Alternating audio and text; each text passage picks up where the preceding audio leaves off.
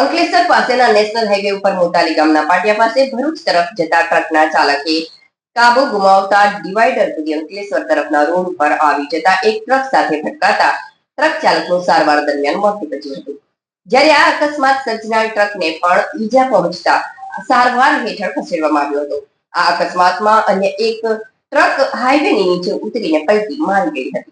મધ્યપ્રદેશના 29 વર્ષીય ટ્રક ચાલક રાજેશ ગંગા સાહુ ટ્રકમાં દહેજથી ઈંટ બનાવવા માટેની રાખ ભરીને સુરત જઈ રહ્યા હતા.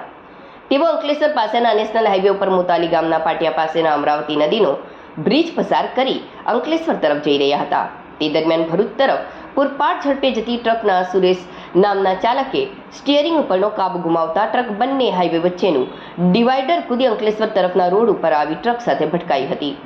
દરમિયાન રાજેશ સાહુની ટ્રક પાછળ આવતી ટ્રક પણ હાઈવેથી નીચે ઉતરી પલટી મારી ગઈ હતી.